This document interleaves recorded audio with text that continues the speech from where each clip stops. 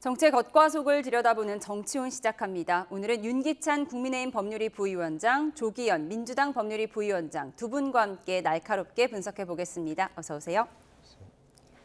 네, 이번 국민의힘 2차 경선의 백미는 오늘과 내일 진행되는 1대1 맞수 토론일 텐데요. 4강전에서 과반을 득표해 결선 없이 바로 끝내겠다는 캠프가 많아서 후보 간의 신경전은 더 격해질 전망입니다. 영상으로 정리했습니다.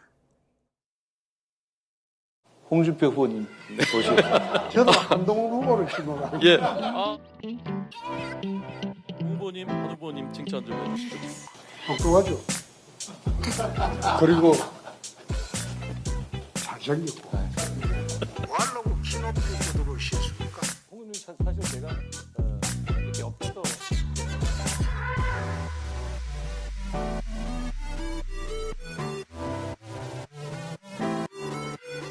한동훈 대표는 20년 그게 윤 대통령이 키운 사람입니다. 또 시체에 칼질하겠다고 덤비고 그게 사람이 할 짓입니까? 사사건 건 깐죽대고 사사건 건 터집잡고 그래 하니까 대통령이 선택의 여지가 있었겠습니까? 내가 그걸 정치적 자폭이라고 했어.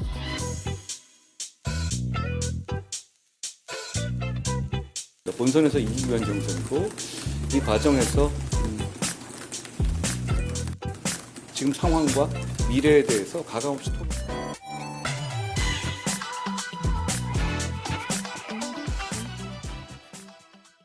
네, 첫날인 오늘은 김문수, 한동훈, 그리고 안철수, 김문수 후보의 토론이 있고요. 가장 관심이 가는 토론 배틀이라면 서로를 맞서로 지목해서 내일 총 160분 동안 끝장 토론을 벌이는 한동훈, 홍준표 후보일 텐데요. 토론 후에 누가 더 웃을 걸로 보세요? 글쎄요. 아마 근데 이제 팀 그러니까 매칭된 거 보면 어느 정도 예상된 매칭이에요. 예를 들면 김문수 그 후보가 한동훈 후보를 지명을 하고, 그러니까 김문수 후보가 홍준표 후보는 지명하지 않겠죠. 예. 홍준표 후보도 마찬가지로 김문수 후보를 지명하지 않을 거예요. 그다음에 한동훈 후보가 안철수 후보를 지명하지 않을 거고, 안철수 후보가 한동훈 후보를 지명하지 않을 겁니다. 이 공식은 다 맞아 떨어졌어요. 뭐 탄핵에 대한 입장 차. 뭐 기본적으로 예. 그런 이제 공방이나 갈등 구도를 갖고 가실 거예요. 그 표현을 그렇게 할지는 모르겠지만 그러다 보니까 그런 룰은 지켰는데 다소 이제 약간의 적대적 공생이다라고 본 것은 한 후보하고 홍 후보가 서로 간에 맞지명을 했다는 부분이죠. 예. 그 부분은 어쨌든 한 후보든 홍 후보든 뭔가 문제 제기를 하게 되면 강한 반응으로 되돌아온다라는 걸 서로가 알고 있다는 거죠. 예. 그래서 이 부분을 이슈화시켜서 여론의 주목을 받겠다라는 전략으로 보여서 저는 이제 저 두 분 간의 토론의 결과가 어떤지에 따라서 예. 약간의 지형 변화가 있을 수 있겠다라는 생각은 개인적으로 듭니다. 예. 홍준표 후보 어제 미디어데이에서는 한동훈 후보 향해서 잘생기고 똑똑하다 이렇게 칭찬을 하더니 또 행사장 밖에서는 또다시 배신자 프레임을 들고 나왔어요. 시체에 칼질을 한다. 깐죽거리는 여당 대표였다. 이렇게 또 평가절하를 했는데 또 내일 분위기는 어떨까요?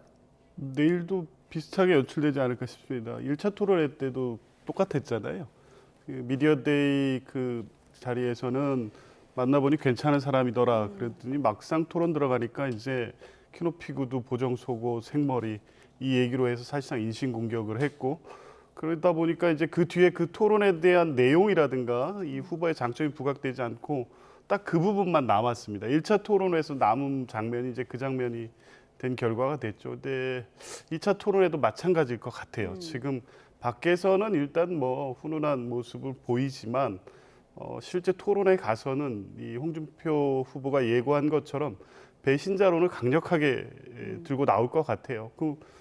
어제 그 인터뷰에서도 보이는 것처럼 이 표현 자체가 기존의 홍준표 후보가 한동훈 후보를 공격했던 내용 그대로입니다. 배신자라고 원래 이 경선 일정 들어가기 전부터 계속 강력하게 비판했던 내용들이잖아요.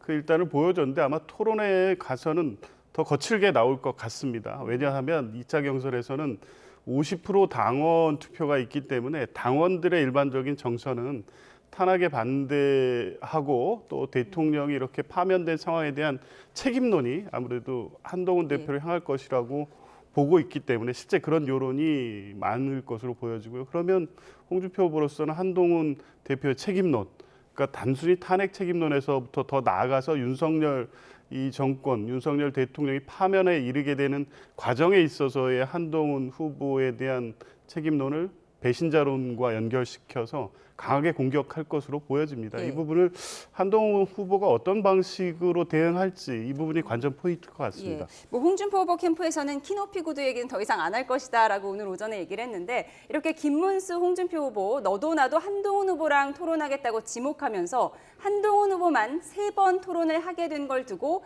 각 캠프의 해석이 전혀 달랐는데요. 직접 듣고 오겠습니다.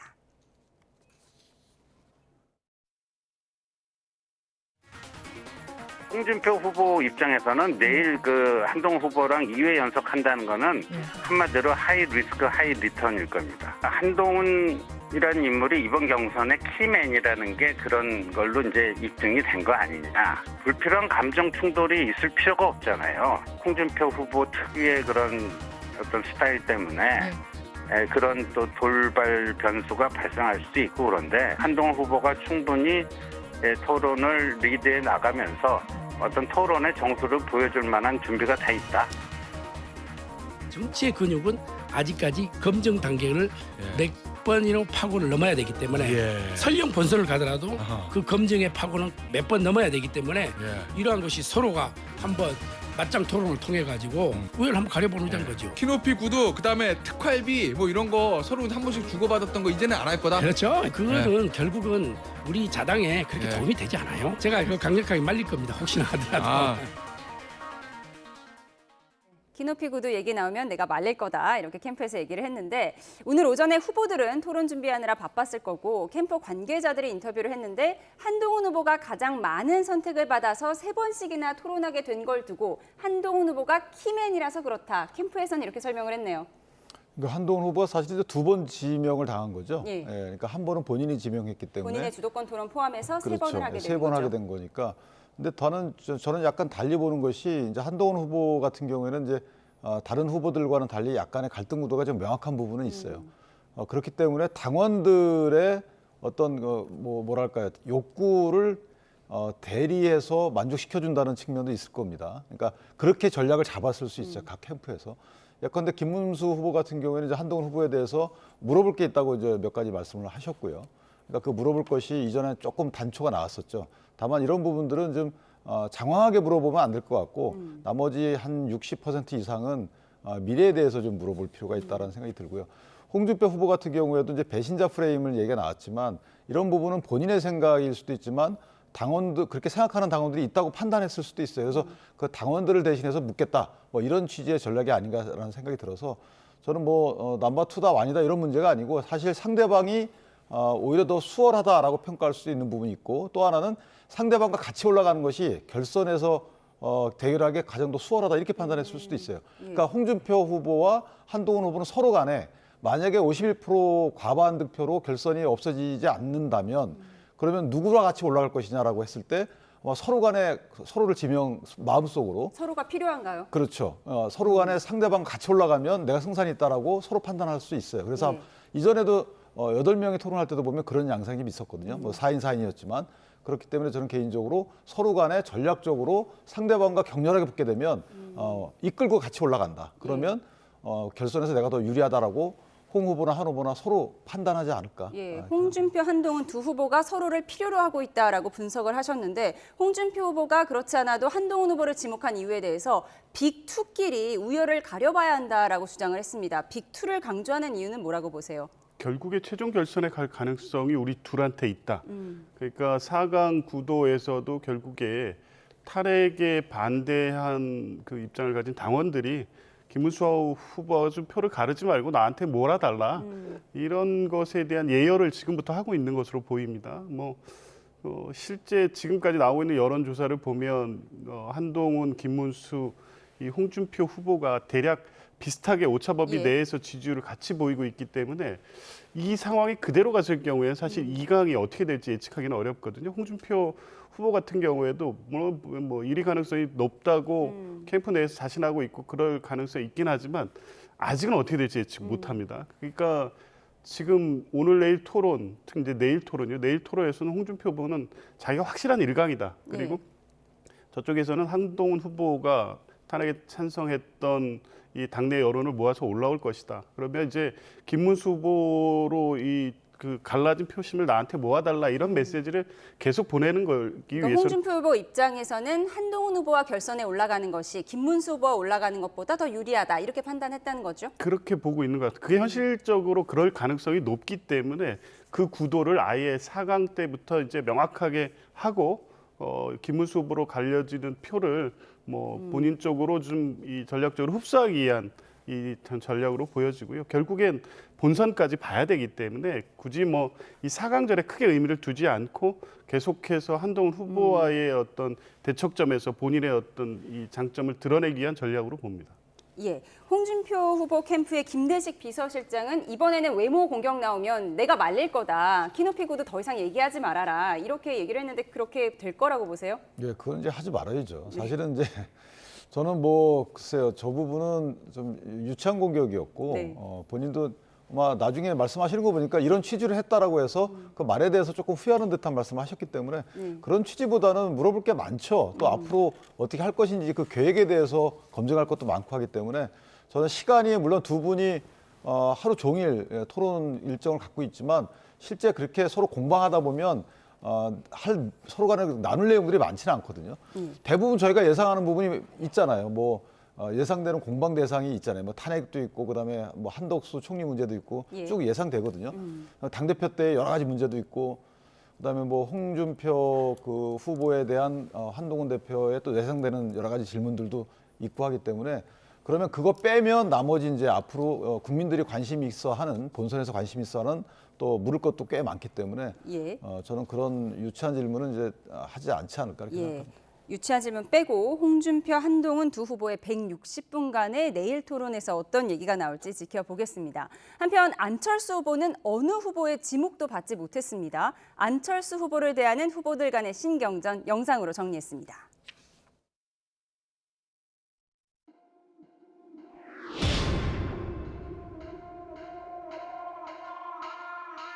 아마도 많은 분들이 저를 두려워하셔서 그런 걸로 생각합니다. 어느 후보가 이길 수 있는 후보인가 이런 선택을 하리라고 봅니다.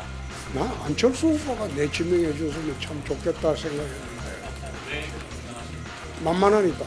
제가 할 말을 먼저 하셔가지고 제가 기회를 놓쳤습니다.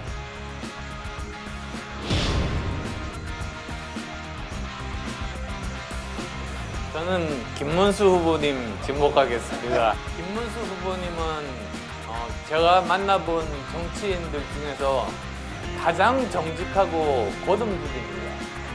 의사인데도 불구하고 의사를 안 하시고 또 안내부를 상생하시고 또 안내부를 안 하시고 또 정치도 하세요.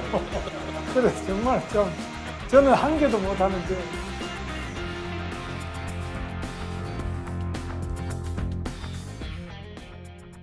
네, 안철수 후보와 토론하겠다고 지목한 사람이 아무도 없었는데 안철수 후보는 다른 후보들이 자신을 두려워하기 때문이다 이렇게 분석을 했네요. 그런 것 같지는 않습니다. 제가 볼 때 그날 그 현장에서 그 나머지 세 후보들은 안철수 후보가 본인을 지목할까 봐 걱정하고 있었을 것 같아요. 그러니까 전체적인 분위기상 뭐 죄송스러운 말씀이지만 안철수 후보와 이 상대 후보가 돼서 토론하면 관심도가 상대적으로 떨어질 수밖에 없겠죠. 그러면 후보들로서는 안철수 후보와 토론하는 것이 그렇게 달갑지 않은, 그러니까 본인의 득표 전략에 크게 도움이 안 되는 상황으로 보고 있었던 것 같아요. 그러니까 뭐 그런 분위기에서 안철수 후보가 두려워서 지목하지 않은 건 아닌 것 같고요. 김문수 후보도 이제 오늘 지목이 돼서 토론회는 하지만 사실은 안철수 후보와 김문수가 명확하게 뭐 이 찬탄 반탄의 어떤 대척점에는 있지만 두 분 간의 토론을 통해서 김문수 후보가 비교 우위를 보여줄 만한 어떤 그런 게 뭐 특별히 있을까요? 그런 측면에서 보면 오늘 토론은 뭐 다른 토론에 비해서 상대적으로 관심도라든가 그 주목도가 떨어질 수밖에 없을 것 같고요. 이제 그걸 상쇄할 만큼의 어떤 내용적인 보완을 할 수 있을까? 근데 안철수 후보가 여러 가지 비전 이런 거 발표하고 있지만 실제는 이제 그게 지금 국민의힘 경선에서 정책이나 비전이 전혀 크게 부각되지 않고 있습니다. 뭐 김문수 후보가 얘기하는 것처럼 조금 전에 이제 평가 칭찬인 듯 아닌 듯한 이런 정도의 토론과 대화 내용이 왔다 갔다 하는 수준이라면 아마 크게 관심을 끌지 못할 것 같고요. 이제 안철수 후보는 그래서 장외에서 그 강한 메시지를 통해서 본인에 대한 주목도를 높이는 전략으로 쓸 것 같고요. 그래서 상대적으로 오늘 적어도 제일 관심도가 떨어진 토론이 될 건 분명해 보입니다. 네, 다른 후보들이 안철수 후보의 지목을 받을까 봐 두려웠을 것이다라는 개인 의견을 주셨는데, 네. 점잖은 편인 김문수 후보가 이런 말을 했습니다. 안철수 의원은 의사시지만 의사를 하지 않고 있고 안랩을 창설했지만 안랩에서 일하지 않고 있다. 뼈 있는 농담인지 뼈 있는 칭찬인지 모르겠어요. 근데 이제 그런 부분들은 사실은 그 뭐 정치권에서 쭉 있었던 일들은 아니잖아요. 그러니까 정치에 들어와서 이것 하다가 말고 저것 하고 이런 식의 정치권에 있었던 것에 대한 평이라 그러면 뼈 있다고 저희가 평가할 수 있지만 그간의 의사하고 안랩 창설하고 이런 부분들은 사회에서 있었던 일이기 때문에 그만큼 이제 다재다능하다라는 취지의 말을 저렇게 표현한 것이 아닌가라는 생각이 들고 안철수 후보하고 김문수 후보는 약간 토론 스타일이 비슷하죠. 저희가 볼 때 리듬이 비슷하기 때문에 네. 또 홍 후보하고 한 후보도 리듬이 비슷해요.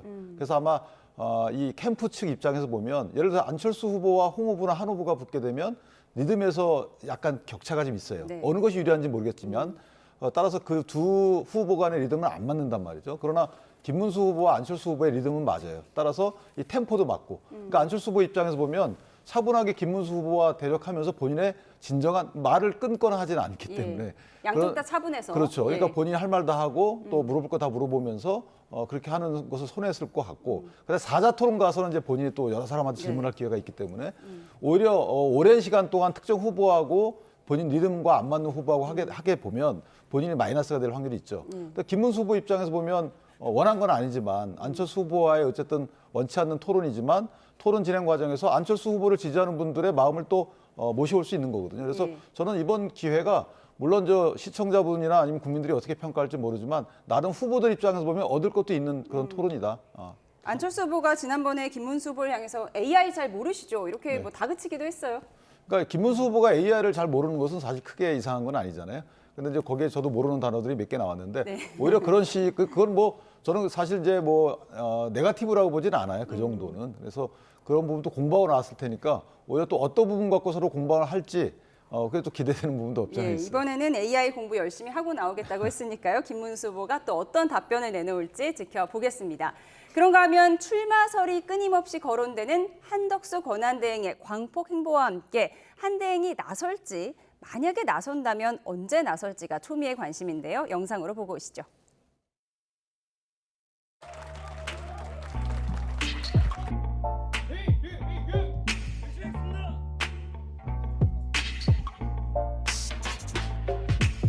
저는 대한민국 예비역 육군 병장 한덕수입니다. 제 군번은 12168724입니다. 저는 최전방에서 헌신하시는 한미 장병들을 격려하기 위해 이곳에 왔습니다.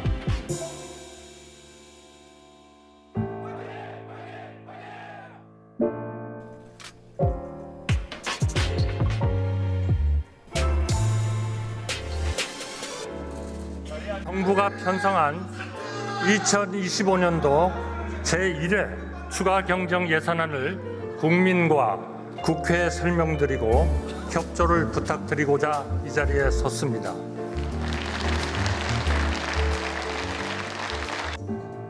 네, 안녕하십니까. 그런데 이 후원부치가 끝이 없습니다.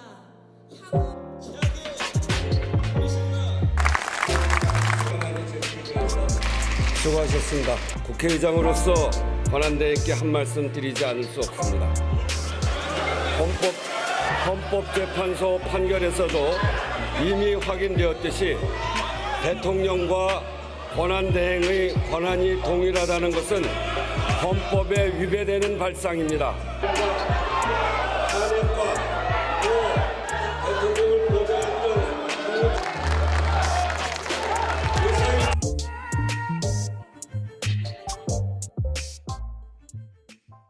아직은 말이 없는 한덕수 대행. 오늘 시정연설에 나섰는데 민주당에서는 애초에 침묵 시위를 하겠다고 했는데 침묵 시위는 아니고 피켓 시위를 한 건가요? 어떻게 된 건가요? 예, 그 입장할 때의 뭐 비판하는 입장 정도의 피켓 시위를 했고요. 오늘 뭐 과연 이제 시정 연설에서 실체 출마 의지를 피력하는 방식으로 정치적 메시지를 낼 것인가 이런 부분을 주목했는데 사전에 배포된 자료에 의하면 뭐 추경 관련된 내용이 주였기 때문에 이제 그 부분을 시정 연설 과정에서 굳이 어떤 정치적 액션할 필요성은 없다고 판단한 것 같은데 저는 뭐 국회의장의 지적이 좀 관심을 끌었습니다.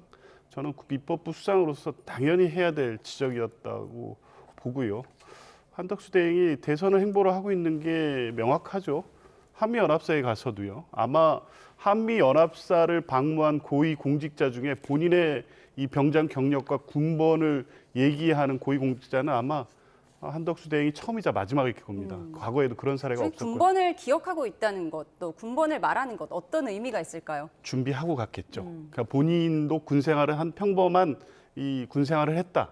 이건 국민에게 보내는 메시지예요. 그러니까 한미 연합사를 이 방문해서 한미 동맹의 어떤 이걸 확인하고 한미 연합사에 있는 미군들에 대한 노고를 취하고 이런 목적이라면 굳이 저런 게 나올 필요가 없는 거거든요. 출마를 염두에 둔 행보가 분명했고요. 지난번에 부산 광주 방문도 그랬고 누가 봐도 지금 대선 행보를 하고 있는 겁니다.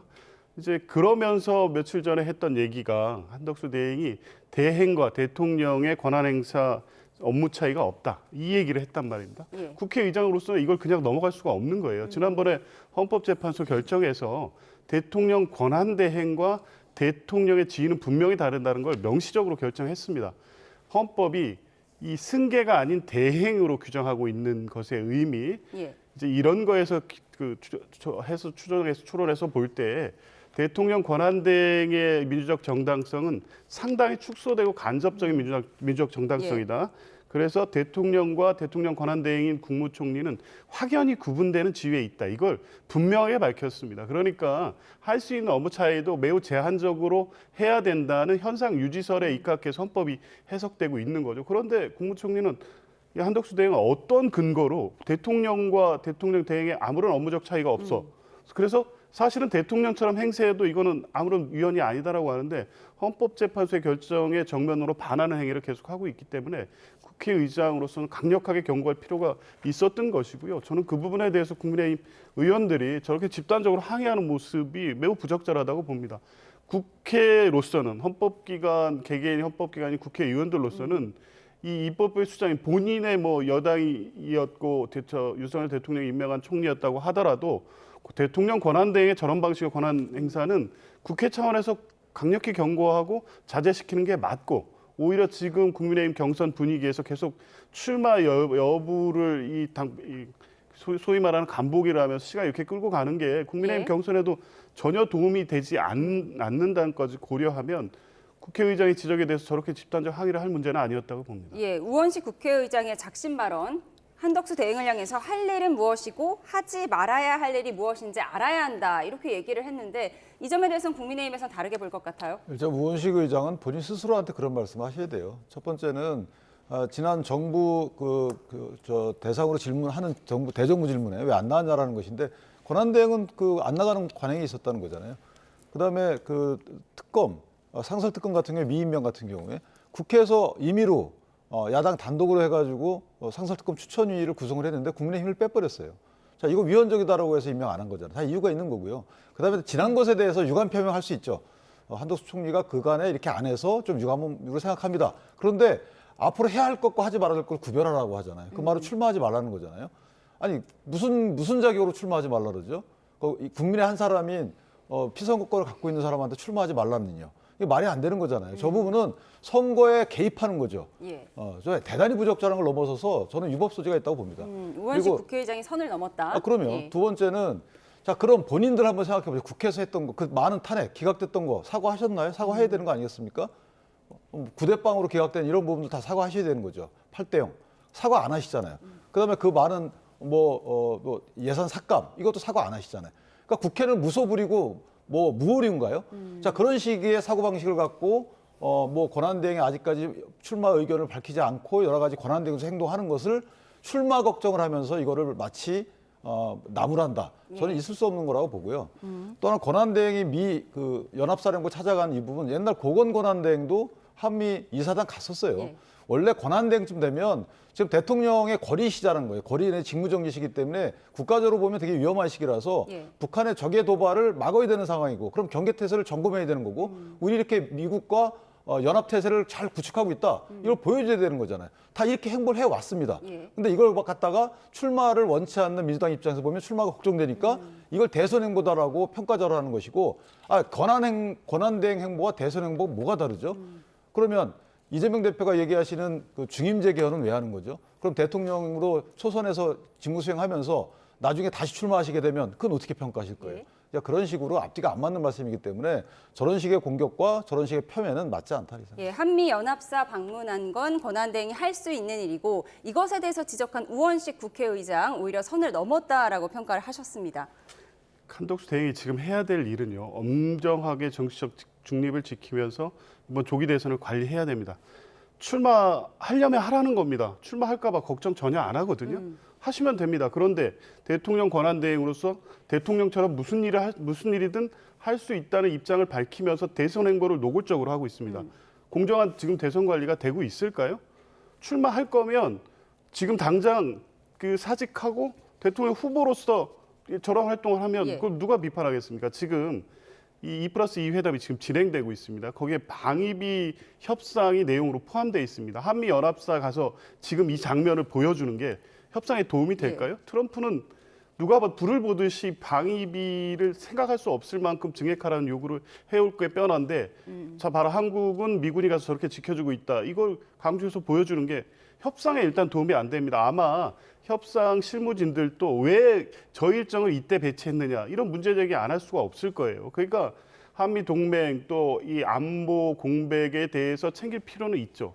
그런데 지금 이 시점 대선 출마를 염두에 두고 있는 행보를 하고 있는 이 시점에서 특히 이 방위비 협상이 의제로 올라가는 통상 협상이 진행되는 상황에서 저 방문 일정을 대선에 도움을 주기 위한 이미지 차원에서 갖고 그러니까 자기가 병장 출신이고 군번을 외워서 그거 실제 외우고 다니겠습니까?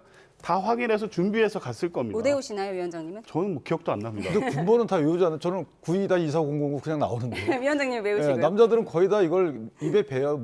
주민등록번호하고 비슷한 거고. 네. 그다음에 이제 변호사님 말씀 뭐 일리든 있는 부분도 있지만 저는 개인적으로 그럼 황운하 옛날에 대전지방경찰청장 같은 경우에는 네. 아니 사표 수리도 안 듣는데 출마했잖아요. 대전경찰청장은 대전에서 선거를 잘 또 감독해야 되는 기관인 이런 식으로 공직자에 대한 부분은 똑같은 논리가 적용되는 거예요. 그래서 저보고는 한덕수 총리가 아직까지 안 나오겠다 말을 안 하지만 거꾸로 얘기하면 공직기강을 내세우기 위해서라도 난 나올 수 있으니까 잘 따라 이런 어떻게 보면은 공직을 더 잘 수행하기 위해서 하는 걸 수도 있기 때문에 이런 부분 나중에 나오든 안 나오든 결정이 되면 그때 사후적 평가를 통해서 만약에 나오면은 대선 운동 과정에서 부정적 평가를 하면 되는 거고요. 안 나오면 또 안 나온 대로 평가하면 되는 거고. 지금 미리 이래라 저래라 할 이유가 있는 건가요? 저는 그 이래라 저래라 할 자격이 없다고 보는데. 예, 군번을 외워서 말한 한덕수 대행 행보의 의미를 지금 짚어보고 있었습니다. 뭐 하실 말씀이 더 있으신가요? 그러니까 출마 여부를 밝히지 않고 사실상 대선 행보를 하면 지금 이 들어가는 어떤 비용이나 이런 문제요. 공직선거법상의 문제가 될 수 있습니다. 기부행위 될 수 있어요. 왜냐하면 출마 여부를 밝히지는 않았지만 누가 봐도 출마할 가능성이 매우 높고 그러면 지금 보여주고 있는 행태 자체가 출마에 대한 의사를 직간접적으로 외부에 표시했다고 봅니다. 그런 경우에는 사전선거운동 내지는 기부행위 위반에 포함될 수도 있어요. 지금 국민 세금 들여서 대선 운동한다고 비판 이 부분 어떻게 방어하실 겁니까? 근데 그 변호사님 그러면은 저희 지자체장들 연임 도전하는 분들은 그거 다 어떻게 해요? 그러니까 지자체장도 더 열심히 해서 주민들의 잘했다라는 평가를 받으면 연임이 되는 거잖아요. 다시 재선이 되고. 그러니까 그런 식은 선출직의 기본인 거고 지금 한덕수 그 총리 같은 경우에도 열심히 해가지고 여러 가지 성과를 내면 이게 만약에 본인이 나가서 좋은 평가를 받으면 좋은 거고. 근데 이걸 지금 본인 입장 안 밝히니까 당신 일하지 말라 이렇게 하는 것도 좀 이상한 거 아닌가요? 분위기에 오히려 져야 되는 거 아닌가 싶어요. 대선 출마를 위한 공직자 사퇴 시한이 다음 달 4일이어서 4월 말 5월 초에 한덕수 대행이 입장을 밝힐지 이목이 집중되는 이런 분위기 속에서 국민의힘 대선 경선 후보 3강의 기류도 바뀌고 있다는 분석이 나오고 있습니다. 바로 한덕수 대행과의 우호적 방향으로 말이죠. 우선 홍준표 후보의 어제와 오늘 인터뷰 듣고 오시죠. 나는 한덕수 대행에 대한 문제는 고려의 대상 자체를 넣지 않습니다. 더 이상 안 물었으면 좋겠어요. 한덕수 대통령 권한대행이 대선에 출마하고 반 이재명 단일화에 나선다면 한덕수 대행과도 함께 하겠습니다. 대선胜利 이후에 홍준표 정부는 이재명의 민주당 세력과도 함께 가도록 하겠습니다. 네, 앞서 김덕수라는 신조어로 한덕수 대행과의 단일화론에 가장 적극적이었던 김문수 캠프에서는 홍준표 후보의 빅텐트론에 대해서 이렇게 말했습니다. 들어보시죠. 결국 빅텐트라고 하더라도 홍준표 후보만을 위한 그런 텐트이지 뭐 다른 분이 거기에 들어가서 지낼 수 있는 그런 텐트는 아니라고 봅니다. 네, 입장이 바뀐 건 한동훈 후보도 마찬가지입니다. 열흘 전에만 해도 이런 입장을 밝혔죠. 이 경선은 의미 없는 것이고 나중에 한덕수 총리가랑 무슨 단일화를 할 거다? 뭐 이런 식의 얘기를 그냥 한 번 지나가는 게 아니라 정말 진지하고 강력하게 목숨 걸고 하고 있어요. 저는 그거는 해당형이라고 봐요. 네, 그런데 오늘 아침 페이스북에서는 경선에서 압도적으로 승리한 다음 본선 승리를 위해 모든 사람들과 함께할 것이라며 특히 한덕수 총리님과 저는 초유의 계엄 상황을 갈등을 최소화하면서 수습하기 위해 함께 머리를 맞댔었다. 대한민국의 미래를 지키고 꽃피우겠다는 생각은 완전하게 같다고 했습니다. 반면 안철수 후보는 오늘 한덕수 대행 출마의 강을 건너지 마십시오라는 글을 올렸는데요. 다만 한 인터뷰에서는 일종의 빅텐트를 만들면 한덕수 대행이 거기에서 역할을 할 수 있다고 말하며 여지를 두기도 했습니다. 이 같은 입장 변화 앞으로 대선 판도에 어떤 영향을 줄까요? 두 분과 분석해 보겠습니다. 예, 한동훈 후보가 한덕수 대행을 향해서 자신과 생각이 그냥 같은 게 아니라 완전히 같다 이렇게 얘기를 했어요. 그러니까 아마 이제 그 한덕수 총리에 대한 지지율이 본인들 생각보다 좀 높아진 거죠. 그러니까 그 지지율을 흡수를 해야 되는데 그 한덕수 총리에 대한 지지율 분석이 사실 어려워요. 어떤 분들이 지지하는지에 대해서 예를 들면 탄핵 찬성 반대에 한쪽으로 치우쳐서 지지가 있다 이렇게 판단하기 어렵거든요. 그렇다면 한덕수 총리에 대한 지지율을 흡수하기 위해서는 한덕수 총리가 만약에 나오시게 된다면 단일화할 용의가 있다라는 부분을 얘기를 해야 되는 부분이 하나 있는 거고 또 하나는 이제 김문수 후보나 그 홍준표 후보나 한동훈 후보나 다 서로 간의 갈등 구도를 여러 개를 만들면은 서로 간에 좀 불편하거든요. 그래서 갈등 구도는 저희가 상정하는 그런 정도에 하나 놓고 나머지는 다 비슷하게 가야지만 그 선명 갈등 구도로 본인들의 지지층을 계속 가지고 갈 수 있다. 이런 취지에 아마 전략적 계산이 들어간 것 같고 그런 취지에서 보면 입장이 변화됐는데 저는 개인적으로 입장 변화 과정에서 어떤 경위가 있었는지 모르지만 저 입장 변화는 환영한다. 왜냐하면 객관적으로 보면 현재 이재명 대표의 지지율이 상당히 높잖아요. 그렇기 위해서는 여러 세력과 힘을 합해야 되는데 여러 세력과 힘을 합하는 것을 꺼려한다 그러면 첫 번째는 일단 마이너스가 되는 거고 두 번째는 힘이 없어 보이기도 하거든요. 자신이 없어 보이기도 하기 때문에 저 부분 그 누구라도 같이 나와라. 같이 할 수 있다. 이렇게 나가는 것이 저는 그 국민 당원들 입장에서 보면 뭔가 있나 보다 이렇게 어떤 힘을 얻을 수 있는 거고 또 실제로 다른 세력들을 갖다 붙일 수 있는 여러 가지 시너지 효과가 나는 거기 때문에 저는 개인적으로 전략 변경은 잘하셨다 이렇게 평가합니다. 이렇게 국민의힘 빅3 후보들이 한덕수 대행을 향해서 모두가 문을 열었어요. 이거에 대해서 민주당은 어떻게 보세요? 전혀 이해할 수 없는 이 입장 변화인데요. 저는 이 상황 자체에 대한 이해를 완벽하게 잘못 분석하고 있는 것 같아요. 한덕수 대행의 지지율이 올라가는 거는 국민의힘 그 후보 경선 자체 관심도도 떨어지고 지금 나와 있는 본인들이 평하기에는 빅3라고 하지만 전혀 빅으로 느껴지지 않고 이분들 중에 대통령이 된다거나 아니면 또 당장에 이재명 후보를 이길 수 있는 후보가 없다고 보기 때문에 다른 대안을 찾아서 조금씩 한덕수 대행 쪽으로 그냥 이동한 것뿐이에요, 지금. 그리고 그건 전체적으로 국민의힘 지지층 내에서의 이동이지 중도가 확산돼서 한덕수를 대행으로 선택하는 과정이 아니기 때문에 지금 한덕수 대행이 받고 있는 지지율은 본인들의 이 갖고 있던 포션의 일부가 이동한 것뿐입니다. 당연히 거품이고요. 그냥 빠질 거예요. 그리고 만약 한덕수 대행이 출마 선언을 한다면 그 이후부터는 한덕수 대행 쪽으로 대세를 쏠면서 지지율이 올라가는 것이 아니라 다시 조정되고 빠질 겁니다. 한덕수 대행이 무소속으로 출마 선언을 하고 선출된 국민의힘 후보와 단일화 과정이 시너지가 생길 가능성이 저는 전혀 없다고 보는데 그러니까 전체적으로 이 국민의힘 지도부가 이 대선에 대한 전략 자체가 부재하다 보니까 각 후보 캠프들이 단순히 급변하는 상황의 유불리에 따라서 입장을 바꾸고 있는 건데 전체적으로 도움이 전혀 안 될 것 같고요. 이 상황 변화가 왜 생겼는지를 한번 더 들여다보면 최근에 이재명 대표에 대한 대법원의 전원 합의체 심리 일정이 빨라지면서 다른 변수가 생겼다고 보는 것 같습니다.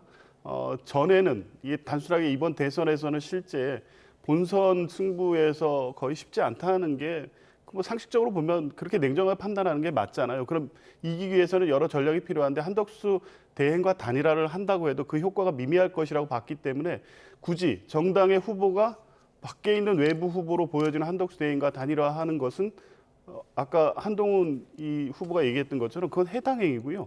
국민들 보기에는 안철수 후보의 얘기처럼 윤석열 대통령이 다시 출마하는 것과 똑같은 거기 때문에 저 입장이 사실 상식적 수준에서 맞는 판단인데 지금 이제 최근에 이 이재명 후보 관련 재판 상황을 보면서 또 다른 변수가 생겼기 때문에 대선판이 본선에서 크게 흔들릴 수 있다. 이 가능성을 보면서 이길 수 있는 분위기가 흘러가니까 지금 입장 변화를 한 것 같은데요.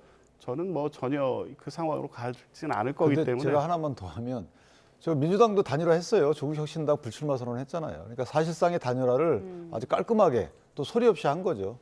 예, 두 분이 지지율 말씀하셔서요. 저희가 오늘 나온 지지율 그래픽을 좀 보도록 하겠습니다. 6.3 조기 대선 오늘로 딱 40일이 남았는데요. 국민의힘 대선 경선 후보들과 이재명 대선 경선 후보와의 가상 대결 여론조사가 공개가 됐습니다. 먼저 국민의힘부터 보겠습니다. 국민의힘 지지자와 무당층을 대상으로 한 국민의힘 대선 경선 후보 지지율입니다. 홍준표 후보가 23%로 가장 높았고 1%포인트 차이로 한동훈 후보가 뒤를 이었습니다. 이어서 김문수, 안철수 후보 순이었습니다. 이재명 민주당 후보와의 가상 양자 대결 결과 보겠습니다. 이재명 후보가 45% 넘는 지지율을 보이는 가운데 상대 후보 가운데 가장 지지율이 높은 사람 한덕수 권한대행이었습니다. 지지율이 30%를 보이고 있습니다. 이어서 개혁신당 이준석 대선 후보가 포함된 가상 3자 대결도 보겠습니다. 3자 대결에서도 이재명 후보가 모든 상황에서 45% 이상의 지지율을 보였는데요. 이번에도 이재명 후보의 맞상대로 가장 높은 지지율을 기록한 건 한덕수 권한대행이었습니다. 홍준표 후보도 3자 대결에서 27%를 기록해 한 대행을 바짝 따라 붙었는데요. 이준석 후보 전반적으로 6에서 7%대 지지율을 보이고 있습니다. 네, 한덕수 대행의 지지율이 결국 국민의힘 계열의 후보군 가운데서 가장 높은 걸 보인 건데 이 부분이 좀 의미가 있을 것 같습니다.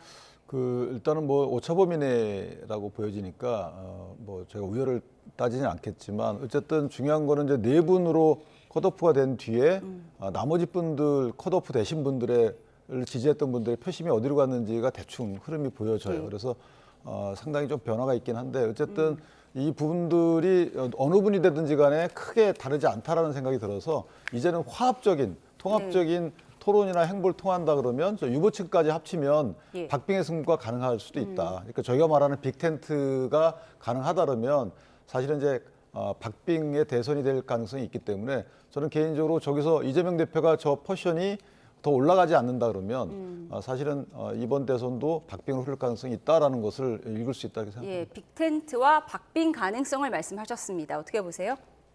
저도 이제 양 당의 후보가 확정이 되는 순간부터는 지지율의 변동은 초래될 것으로 봅니다. 그리고 전체적으로 어떤 대선에서든 양자구도에서는 51대 49로 보는 게 맞기 때문에 민주당으로서도 긴장을 놓지 않는 거죠. 근데 지금 사실은 국민의힘이나 뭐 한덕수 대행까지 포함해서 또 이준석 후보까지 포함한다고 하더라도 변수가 너무 많습니다. 그러니까 빅텐트론을 주장은 하지만 워낙 이 각 후보나 인물들 간의 거리감이 크고 실제 명분이 없습니다. 어떤 명분으로 이 빅텐트를 꾸린다는 거죠. 유일하게 지금 내세우고 있는 것이 반 이재명인데 그게 국민적 설득력을 얻을 수 있을까요?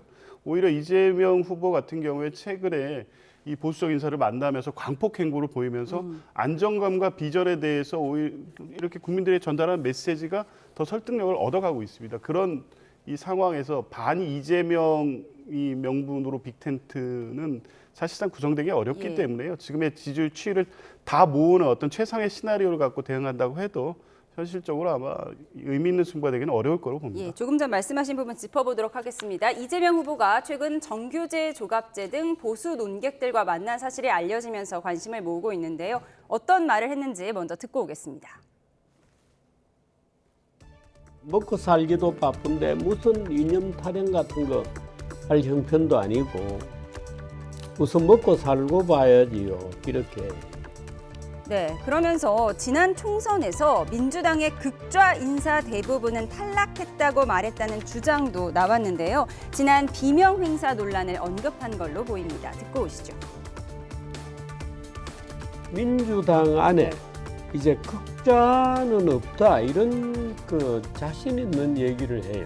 지난 40 총선에서 대부분의 극좌 세력들이 경선 과정에서 탈락했다. 그런데 그 과정에서도 탈락하지 않는 7명에 대해서는 공천을 통해서 교체했다.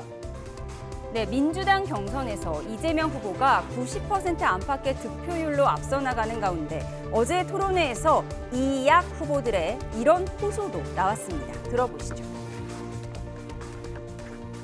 이번에 종자 씨앗까지 한꺼번에 싹 다 틀어먹으면 다음에 농사는 어떻게 짓겠습니까?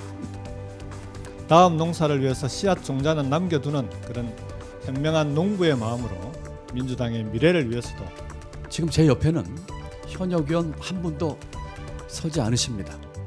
그분들의 처지의 어려움은 이해를 하지만 때로는 외롭고 힘듭니다. 네, 우선 이재명 후보가 정규제 전 주필, 조갑제 대표 등 보수 논객을 만나고 있는 점, 국민의힘에서는 어떻게 보고 계세요? 저는 이재명 대표의 광폭 행보라기보다는 조갑제 대표하고 정규제 전 주필이 광폭 행보하고 있다 이렇게 생각을 해요. 그러니까 글쎄 뭐 만날 수도 있는데 저분들은 이제 탄핵 찬성했던 그 분들이에요. 예. 근데 이제 이재명 대표가 하시는 말씀을 그대로 전달할 것이 아니고 본인들의 시각으로 이것을 뭐 칭찬을 하든 비판을 하든 추가적인 거기에 가미가 됐어야 되는데 그냥 말씀을 하셨기 때문에 그냥 이재명 대표의 말을 전한 것 이상 이하도 아니다. 그래서 좀 이례적인 그런 행보로 보여져서 좀 낯설다 이런 생각이 드네요. 예. 이재명 후보 경선 득표율 90% 가까이 얻고 있는데 지금 두 후보 김경수, 김동연 후보가 많이 힘든가 봅니다. 네. 많이 외롭다는 얘기도 하고 미래를 위한 씨앗 종자를 남겨둬야 하지 않느냐 굉장히 솔직하게 드러내고 있는 것 같아요. 그럴 수밖에 없을 것 같습니다. 근데 두 차례 순회 경선에서 나온 뭐 득표율 자체에서 그 기운이 빠질 수밖에 없겠죠. 그리고 이제 더 그 저런 심정이 들 수밖에 없는 거는 이제 적어도 이제 대선 후보로서 행보를 하는데 이후 차기, 그러니까 이 경선이 이 대선이 끝난 이후에 민주당의 미래를 고려하면 몇 분의 현역 의원들은 이제 같이 본인과 옆에 나란히 서서 민주당의 어떤 새로운 미래에 대해서 얘기하고 그것을 가지고 이재명 후보와 경쟁하는 모습을 머릿속으로 구상했을 텐데 경선 과정에서 이제 그게 잘 안 되는 것 같습니다. 이제 그렇다 보니까 힘도 빠지는 거고 이 내용적으로도 더 이제 채워지고 이런 과정이 경선에서 이루어지지 않기 때문에 무기력함을 호소할 수밖에 없는데 저는 그럼에도 불구하고 경선 과정에서 충분히 이 두 분의 후보 동안 본인이 생각하고 있는 민주당 또 대한민국의 미래에 대해서 얘기하고 있고 그런 것들이 당내에서는 뭐 호소력 있게 전달이 돼서 득표로까지 이어지는 데는 한계는 있지만 분명히 의미 있는 경선 과정을 하고 있다. 저는 그렇게 평가하고 싶습니다. 외롭고 힘들더라도 득표율이 미약할지라도 김경수, 김동연 후보의 행보는 의미가 있다라고 정리하셨습니다. 네, 지금까지 정치온 윤기찬 국민의힘 법률위 부위원장, 조기현 민주당 법률위 부위원장과 함께했습니다. 고맙습니다.